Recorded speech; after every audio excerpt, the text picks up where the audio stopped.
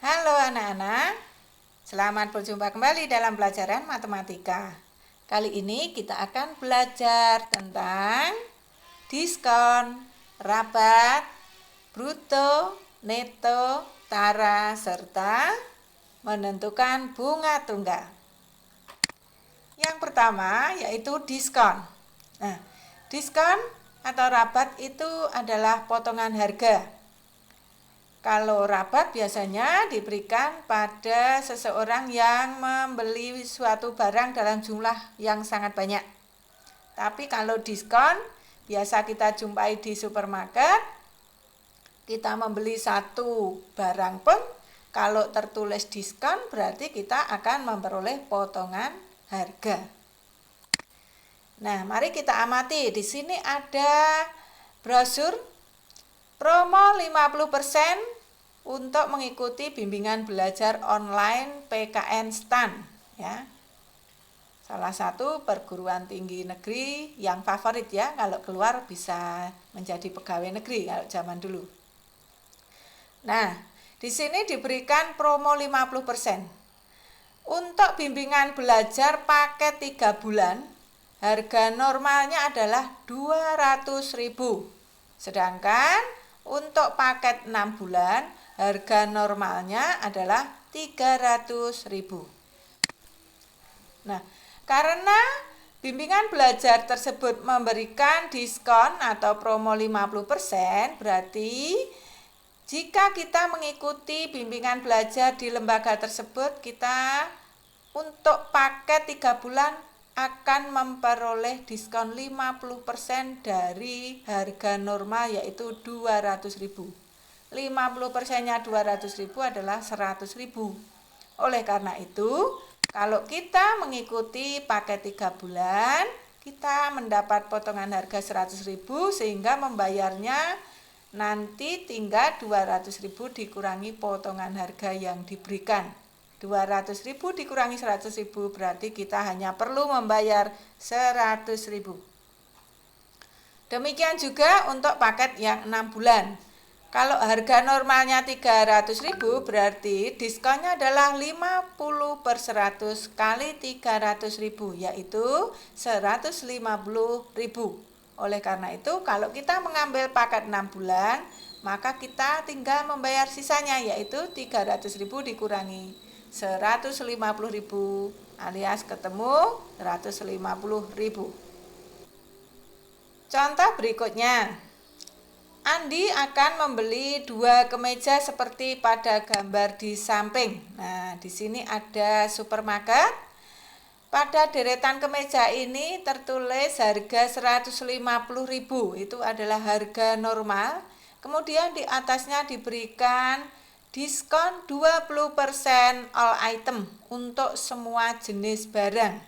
Nah, jika Andi membawa uang 250.000 dan Andi nanti masih harus membayar uang parkir Rp2.000, maka berapakah uang Andi yang tersisa? Ingat, di sini Andi akan membeli 2 kemeja. Mari kita hitung. Yang pertama, diskon 20% ini kita cari dulu.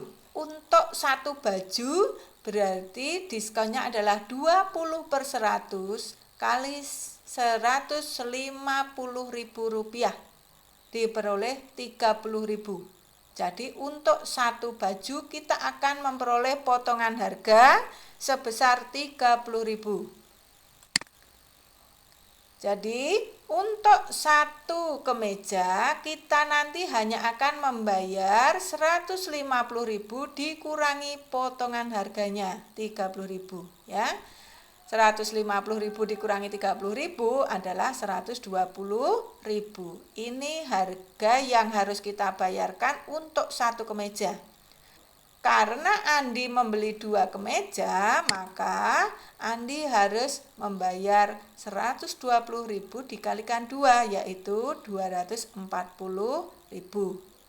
Nah, selain membayar kemeja sebesar 240.000 ini tadi, Andi nanti juga harus membayar uang parkir Rp2.000.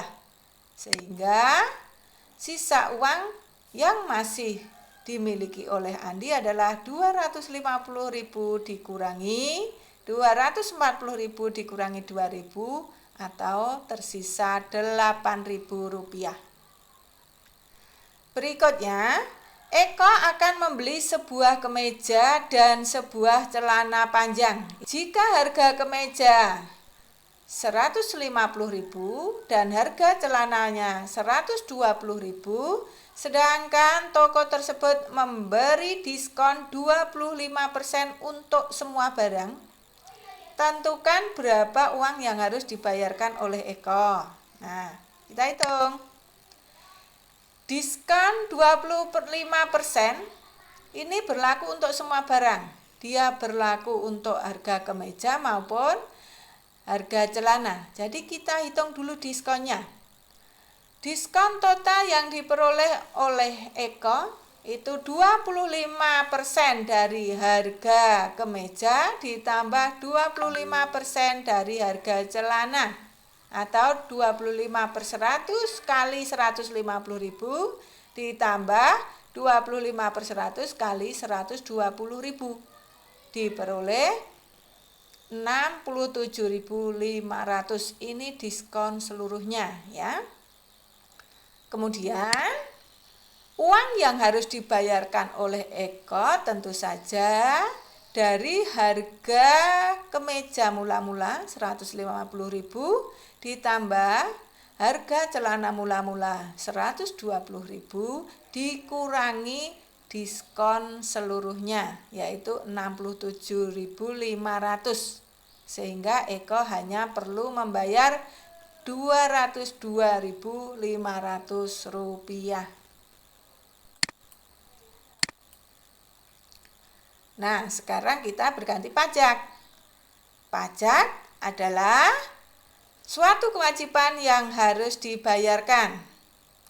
Nah, kalau diskon tadi merupakan sesuatu yang diberikan kepada kita, tetapi untuk pajak ini adalah sesuatu yang harus kita bayarkan.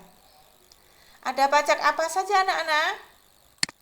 Nah, ada pajak penghasilan, ada pajak bumi dan bangunan, ada pajak listrik, ada pajak telepon, ada pajak kendaraan, pajak penjualan, pajak pembelian, dan juga ada pajak-pajak lainnya yang tidak bisa kita sebutkan di sini.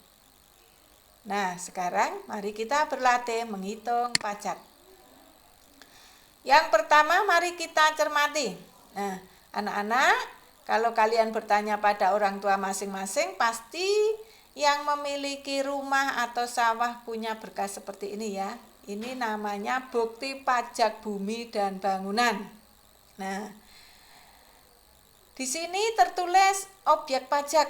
Ada bumi, ada bangunan, kemudian luasnya, kemudian kelasnya, dan NJOP per meternya, kemudian jumlah totalnya.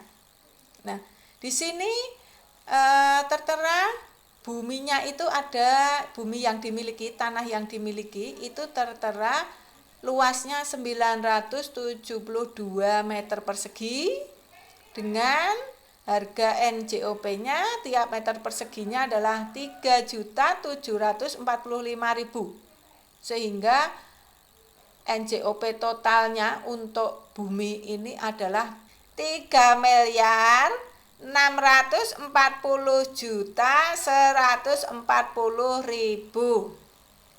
Sedangkan bangunannya seluas 1064 meter persegi dengan NJOP tiap meter perseginya adalah 968.000. Sehingga NJOP totalnya nilai jual objek pajaknya adalah 1.029.952.000. Oleh karena itu, nilai jual objek pajak sebagai dasar pengenaan pajak PBB seluruhnya ini adalah 4.670.092.000. Nah, di sini ada istilah NJOPTKP atau nilai jual objek pajak tidak kena pajak. Nah, menurut aturan untuk NJOPTKP ini maksimal tiap kota yang tidak dikenakan pajak adalah 12 juta. Jadi angka total 4 miliar sekian ini dikurangi yang tidak kena pajak, dikurangi 12 juta, ketemu nilai jual objek pajak yang digunakan untuk perhitungan PBB, yaitu sisanya 4 miliar 658 juta 92.000. Selanjutnya ada batasan lagi anak-anak. Jika NJOP-nya itu lebih dari 1 miliar, maka persentase nilai jual kena pajaknya dibebani 40%.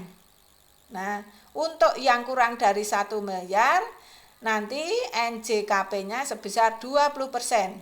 Berhubung di sini NJOP-nya adalah 4 miliar lebih, berarti di atas 1 miliar, maka NJKP-nya dibebani 40%-nya.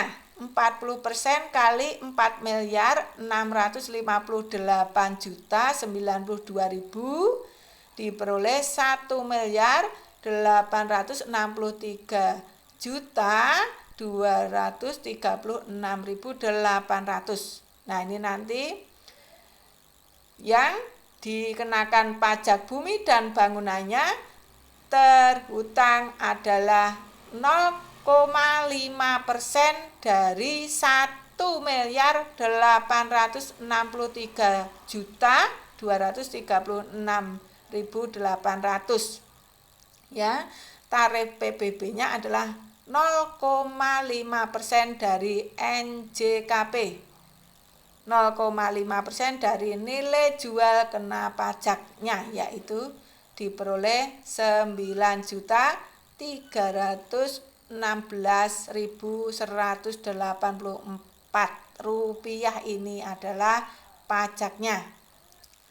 Kalau pada pajak PBB yang dimiliki oleh orang tua anak-anak, biasanya di sini tidak tertulis 40% kali sekian, 0,5% kali sekian, tetapi langsung tertulis 0,1% kali suatu angka diperoleh nilai atau pajak PBB-nya. Nah, 0,1% yang ada di sebelah sini pada bukti pajak orang tua anak-anak itu diperoleh dari 0,5% dikalikan 20%, ya. Karena NJOP yang dimiliki oleh orang tua anak-anak itu nilainya mungkin kurang dari 1 miliar. Jadi yang di sini tertulis 40% itu pada bukti pajak orang tua anak-anak, di sini sebenarnya ada tulisan 20% kali NJOP, kemudian baru 0,5% dikalikan hasil di atasnya. Nah, itu diringkas menjadi 1, yaitu 0,1% kali NJOP. Ingat ya, 0,1% diperoleh dari 0,5% kali 20% dikalikan NJOP-nya. Di sini ada contoh perhitungan pajak penghasilan menurut pasal 21 ya anak-anak. Ini sekedar untuk pengetahuan karena kita sudah menuju AKM, asesmen kompetensi minimum, ya, harus bisa literasi, harus bisa numerasi. Nah, di sini ada seorang karyawan memiliki gaji pokok 6 juta. Kemudian tunjangan lainnya itu bisa uang lembur atau uang lain-lain sebesar 2 juta. Kemudian JKK, jaminan kecelakaan kerja, dia memperoleh 0,24% dari gaji pokok, yaitu 14.400. Kemudian dia juga memperoleh jaminan kematian, yaitu sebesar 0,3% dari gaji pokok. Ya, 0,3% kali 6 juta ketemu 18.000.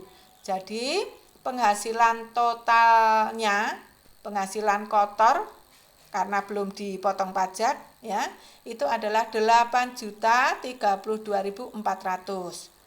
Kemudian dari penghasilan kotor ini dia juga harus membayar biaya pengurangan, yaitu satu, biaya jabatan, yaitu 5% dari penghasilan kotornya, yaitu sekian. Kemudian iuran jaminan hari tua, yaitu 2% dari gaji pokok, berarti 2% kali 6 juta, sekian. Kemudian jaminan pensiun, yaitu 1% dari gaji pokok, 1% kali 6 juta sekian. Nah, dari penghasilan kotor ini tadi, dia dikurangi untuk biaya jaminan hari tua serta biaya jabatan sebesar sekian ya, atau sejumlah 581.620. Nah, dari penghasilan kotor ini dikurangi kewajiban yang harus dibayarkan, diperoleh penghasilan bersih dalam 1 bulan adalah 7.450.780. Nah, ini penghasilan atau uang yang diterima setiap bulannya, yaitu dari penghasilan kotor dikurangi kewajiban yang harus dibayar tiap bulannya untuk simpanan hari tua juga dan lain-lain ya.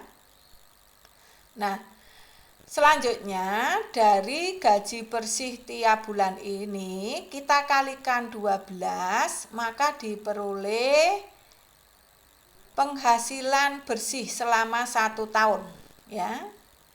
Gaji bersih dikalikan 12 diperoleh penghasilan selama 1 tahun. Nah, penghasilan selama 1 tahun ini tidak dijadikan dasar untuk perhitungan pajak penghasilan ya seluruhnya. Tetapi ada ketentuan khusus. Penghasilan yang besarnya kurang dari atau sama dengan 54 juta ya. Ini yang 54 juta itu tidak dikenai pajak ya. PTKP, penghasilan tidak kena pajaknya maksimal itu 54 juta. Jadi kalau dalam 1 tahun penghasilannya 50 juta, dia tidak kena pajak. Kalau penghasilannya 1 tahun itu memperoleh penghasilan bersih 55 juta, nanti yang perlu dipajaki hanya 1 juta saja ya.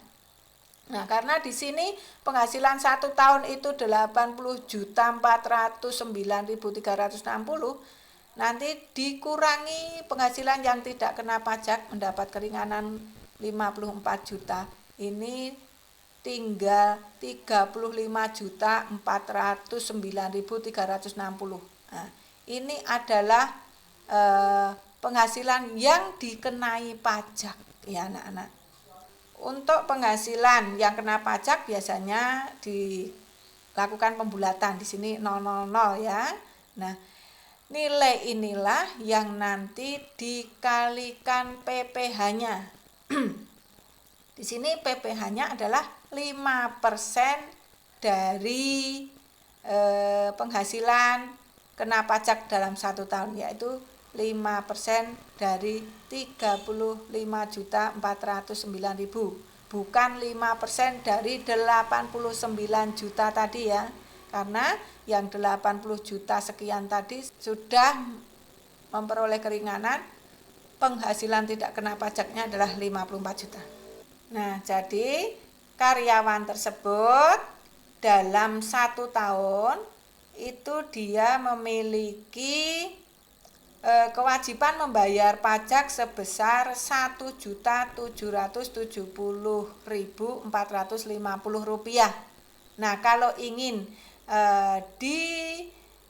dibayarkan tiap bulannya, berarti uang sekian ini dibagi 12. Nah, untuk 1 bulan dia itu harus membayar pajaknya sebesar Rp147.538. Nah, sekarang kita akan beralih ke pajak pertambahan nilai atau PPN. Jika kita membeli suatu barang, kadang barang itu sudah termasuk pajak, kadang belum. Nah, kalau barang yang kita beli itu belum termasuk pajaknya, berarti nanti kita ada pajak pertambahan nilai. Nah, uang yang kita bayarkan lebih besar dari harga barang tersebut karena masih harus menanggung pajak. Nah, mari kita mencoba menghitung. Nah, di sini ada contoh, Pak Iqbal menjual laptop baru dengan harga 4 juta. Ini harga bersih, belum membayar pajak. Pajak dibebankan kepada pembeli yaitu Pak Rauf sebesar 10%. Nah, berarti berapa uang yang harus dibayar oleh Pak Rauf, yaitu harga laptopnya plus pajaknya. Nah, kita hitung dulu. Pajak pertambahan nilainya adalah 10% dari harga laptop, yaitu 10/100 kali 4 juta diperoleh 400.000. Oleh karena itu, uang yang harus dibayarkan oleh Pak Rauf adalah harga laptop plus pajak PPN-nya. 4 juta ditambah 400.000 diperoleh 4.400.000.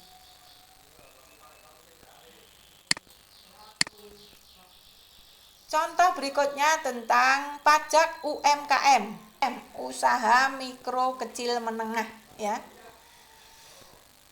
Di sini ada contoh, Pak Yusril menjual tas setiap hari, dia bisa menjual 50 tas dengan harga tiap tasnya adalah 250.000. Berapakah pajak UMKM yang harus dibayar oleh Pak Yusril dalam 1 bulan? Kita hitung dulu penghasilannya ya. Yang pertama, omset 1 hari. Dalam 1 hari, Pak Yusril tadi dapat menjual 50 tas dan harga masing-masing tas adalah 250.000. Berarti 50 kali 250.000. Dalam 1 hari, Pak Yusril memperoleh omset 12.500.000. Nah, kalau dalam 1 bulan, andaikan 1 bulan dibuat rata-rata 30 ya anak-anak, berarti omset Pak Yusril dalam 1 bulan itu 12.500.000 kali 30, yaitu 375 juta. Nah, penghasilan sekian ini, omset sekian ini, dia dibebani pajak UMKM, yaitu sebesar 1% setiap bulan.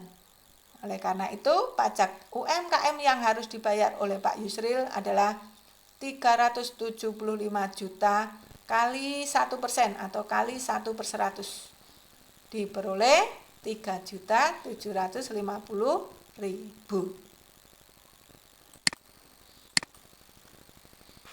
Nah, beralih ke bruto neto tara. Kalau kita membeli suatu barang, biasanya ada tulisan bruto, kadang ada tulisan neto. Apa itu mereka? Kita simak. Bruto adalah berat kotor, yaitu berat suatu barang beserta pembungkusnya. Kalau kita menimbang sekeranjang jeruk, berarti bruto itu diperoleh dari berat jeruknya plus berat keranjangnya, ya. Kalau kita menimbang 1 saset sampo, berarti bruto itu diperoleh dari berat samponya saja, isinya di dalamnya, plus berat wadahnya.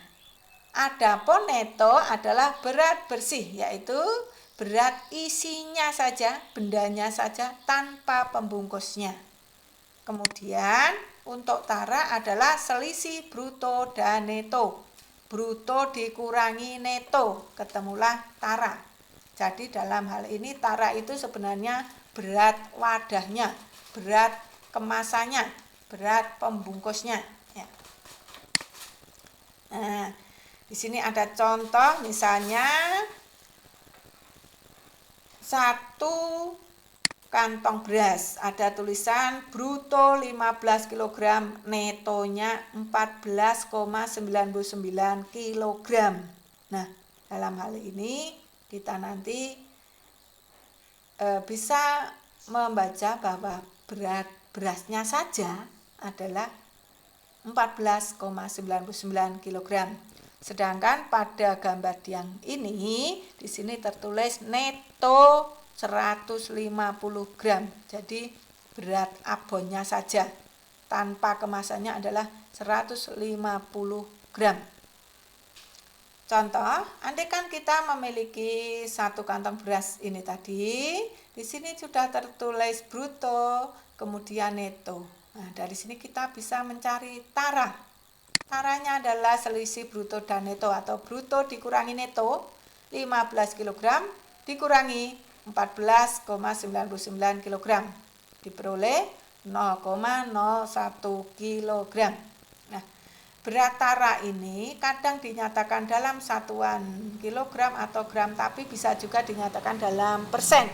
Nah, untuk mengubah tara dalam persen, ini caranya adalah tara dibagi bruto kali 100% atau 0,01 dibagi 15 kali 100%, yaitu 0,06666%.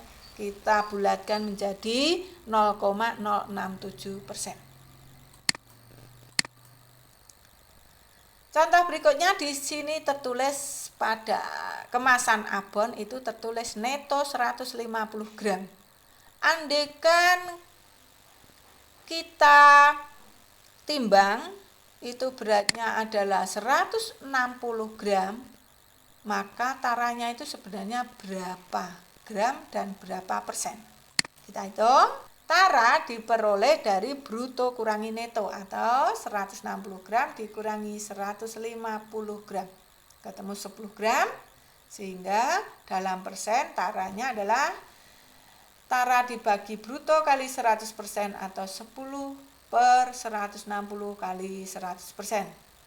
Taranya adalah 6,25%. Berikutnya, andaikan pada kantong beras tadi tertulis bruto 50 kg dan tara 2%, maka kita juga bisa menghitung netonya, anak-anak.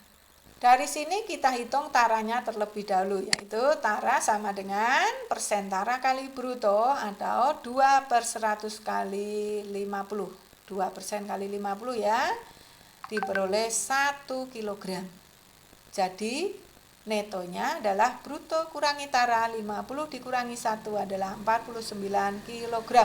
49 kg ini adalah berat netonya saja. Berikutnya kita aplikasi. Pak Hadi membeli 2 karung beras dengan jenis yang berbeda. Karung pertama tertulis 25 kg dibeli dengan harga 260.000.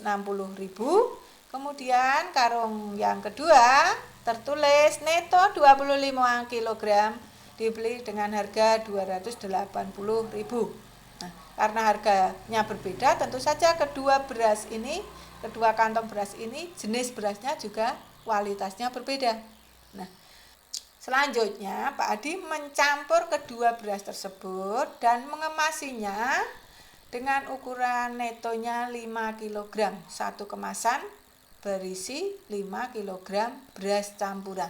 Nah, jika Pak Hadi menghendaki untung 20%, tentukan harga penjualannya. Kita hitung.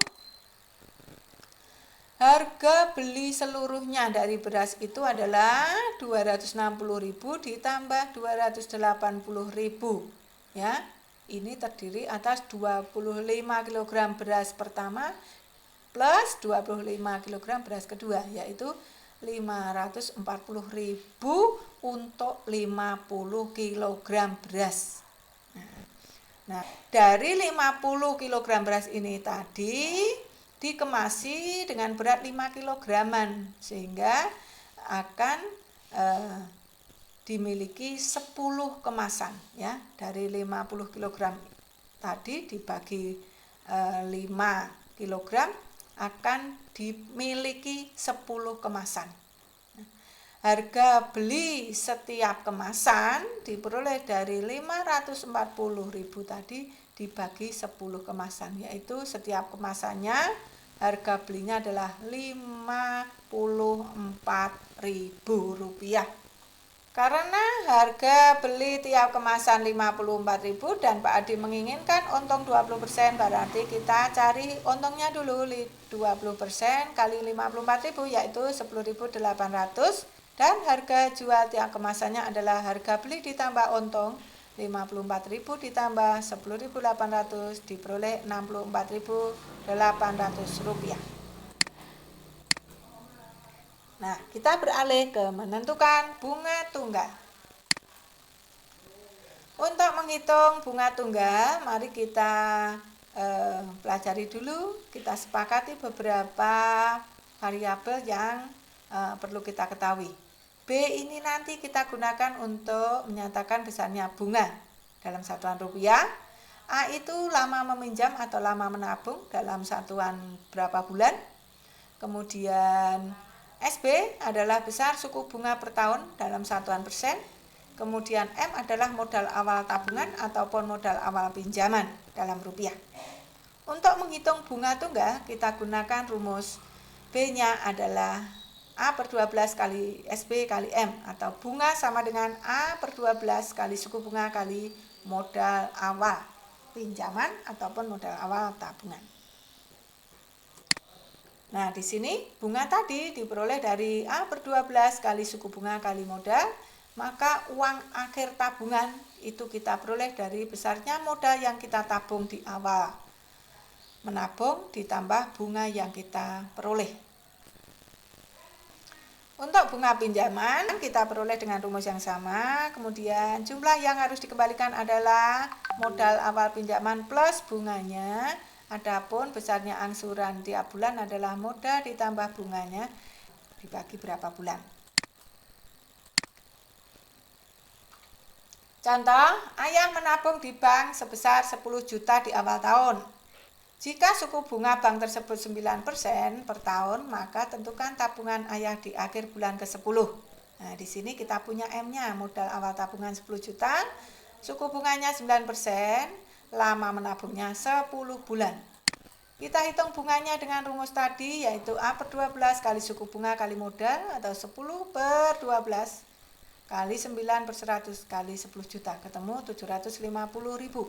Jadi, jumlah tabungan ayah seluruhnya pada akhir bulan ke-10 adalah modal ditambah bunga, atau 10 juta ditambah 750.000, ketemu 10.750.000. Contoh berikutnya, andaikan ibu meminjam di bank sebesar 15 juta, kemudian suku bunga di bank tersebut adalah 9% per tahun dan ibu ingin mengangsurnya atau melunasi dalam 20 bulan. Berapakah angsuran tiap bulannya? Nah, di sini kita punya modalnya 15 juta, suku bunganya 9%, lama meminjamnya adalah 20 bulan. Kita hitung bunga pinjaman yang harus ditanggung adalah A per 12 kali suku bunga kali modal, atau 20 per 12 kali 9 per 100 kali 15 juta. Ketemu 2.250.000. Jadi, besar pinjaman yang harus dikembalikan adalah modal awal pinjaman plus bunganya 15 juta ditambah 2.250.000, ketemu 17.250.000. Oleh karena itu, angsuran tiap bulan, karena ingin diangsur dalam 20 bulan, berarti uang total ini dibagi 20. Jadi angsuran tiap bulannya adalah Rp862.500. Oke, sampai di sini dulu belajar kita hari ini. Semoga sukses.